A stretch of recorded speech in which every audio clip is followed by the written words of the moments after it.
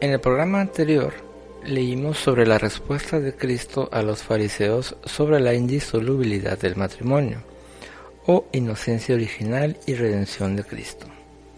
En este episodio hablaremos de el significado de la soledad originaria del hombre. La soledad original del hombre. Es la catequesis número 5.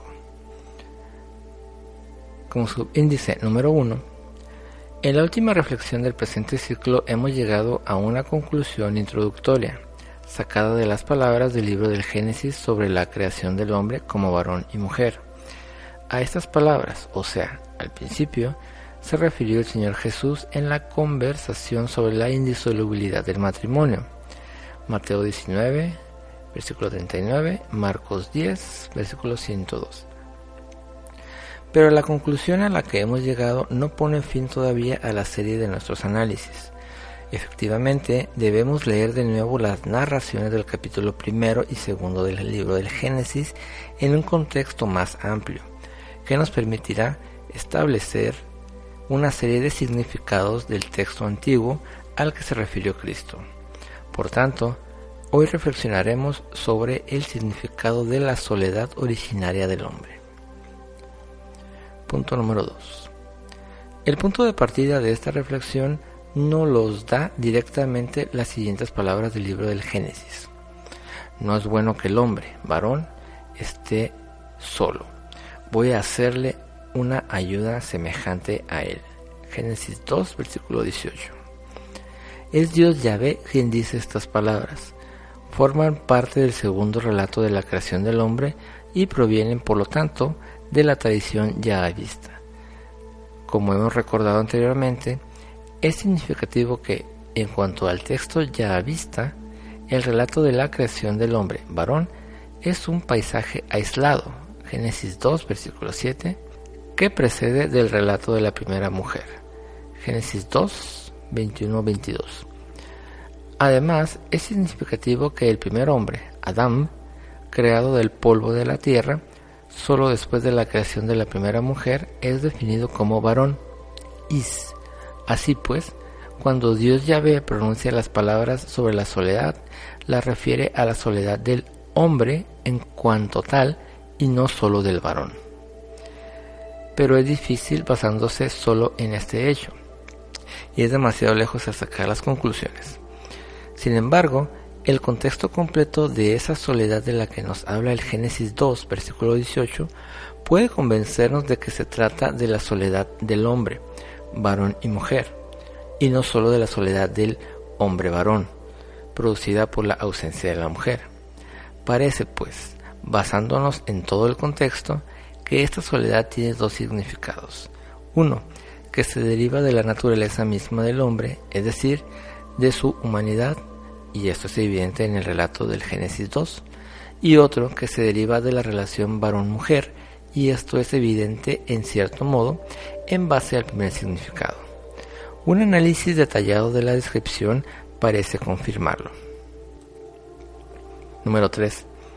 El problema de la soledad se manifiesta únicamente en el contexto del segundo relato de la creación del hombre. En el primer relato no existe este problema. Allí el hombre es creado en un solo acto como varón y mujer. Dios creó al hombre a imagen suya, varón y mujer los creó. Génesis 1, versículo 27. El segundo relato que, como ya hemos mencionado, habla primero de la creación del hombre y solo después de la creación de la mujer de la costilla del varón, concentra nuestra atención sobre el hecho de que el hombre está solo, y esto se presenta como un problema antropológico fundamental, anterior, en cierto sentido, al propuesto por el hecho de que este hombre sea varón y mujer. El problema es anterior no tanto en el sentido cronológico, cuanto en el sentido existencial.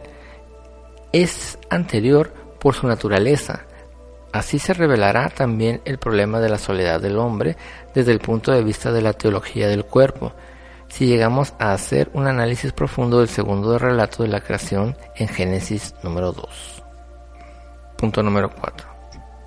La afirmación de Dios Yahvé no es bueno que el hombre esté solo, aparece no solo en el contexto inmediato de la decisión de crear a la mujer, voy a hacerle una ayuda semejante a él, sino también en el contexto más amplio de motivos y circunstancias que explican más profundamente el sentido de la soledad originaria del hombre. El texto yahvista vincula ante todo la creación del hombre con la necesidad de trabajar la tierra, Génesis 2, versículo 5, y esto correspondería, en el primer relato, a la vocación de someter y dominar la tierra, Génesis 1, versículo 28. Después, el segundo relato de la creación habla de poner al hombre en el jardín en Edén, y de este modo nos introduce en el estado de su felicidad original. Hasta este momento el hombre es objeto de la acción creadora de Dios Yahvé, quien, al mismo tiempo, como legislador, establece las condiciones de la primera alianza con el hombre.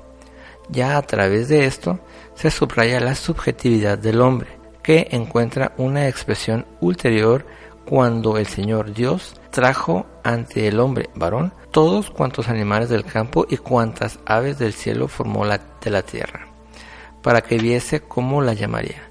Génesis 2, versículo 19. Así pues, el significado primitivo de la soledad originaria del hombre está definido a base de un test específico o de un examen que el hombre sostiene frente a Dios y en cierto modo también frente a sí mismo. Mediante este test, el hombre toma conciencia de la propia superioridad, es decir, no puede ponerse al nivel de ninguna otra especie de seres vivientes sobre la tierra. En efecto, como dice el texto, y fuese el hombre de todos los vivientes el que él les diera. Génesis 2, versículo 19. Y dio el hombre nombre a todos los ganados, y a todas las aves del cielo, y a todas las bestias del campo. Pero, termina el autor, entre todos ellos no había para el hombre, varón, ayuda semejante a él. Génesis 2, 1920. Número 5.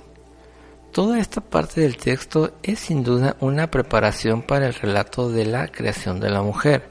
Sin embargo, posee un significado profundo aún independientemente de esta creación.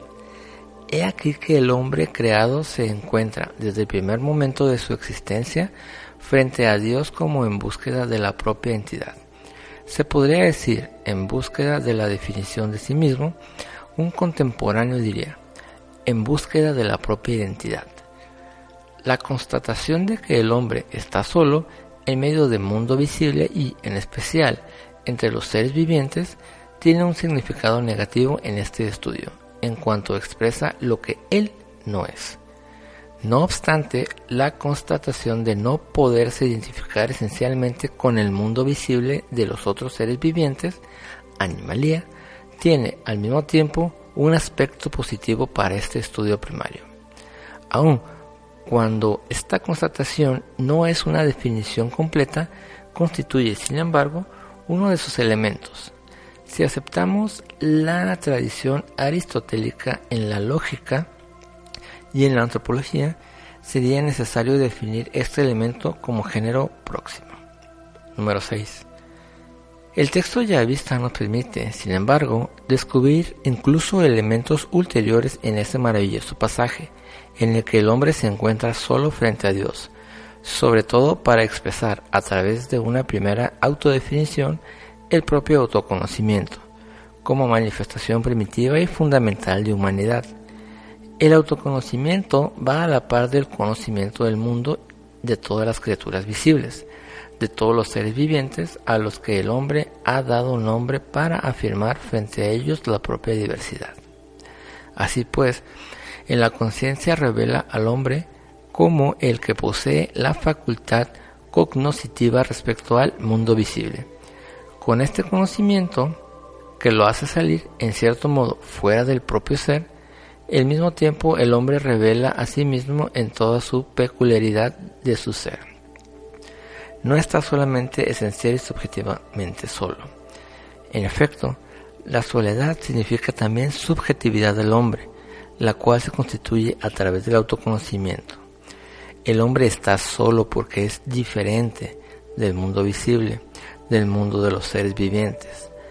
Analizando el texto del libro del Génesis, somos testigos, en cierto sentido, de cómo el hombre se distingue frente a Dios Yahvé de todo el mundo de los seres vivientes, Animalía, con el primer acto de autoconciencia, y de cómo, por lo tanto, se revela a sí mismo y, a la vez, se afirma en el mundo visible como persona. Este proceso delineado de modo tan incisivo en el Génesis 2, versículo 1920, proceso de búsqueda de una definición de sí, no lleva solo a indicar, empalmando con la tradición aristotélica, el genus próximo, que en el capítulo 2 del Génesis se expresa con las palabras ha puesto el nombre, al que corresponde la diferencia específica que, según la definición de Aristóteles, es nous, sun, noetikon. Este proceso lleva también al primer bosquejo del ser humano como persona humana con la subjetividad propia que la caracteriza. Interrumpiremos aquí el análisis del significado de la soledad originaria del hombre y lo reanudaremos en el siguiente episodio. En el siguiente episodio leeremos el primer hombre tal como aparece delineado en el Génesis, o el primer hombre, imagen de Dios.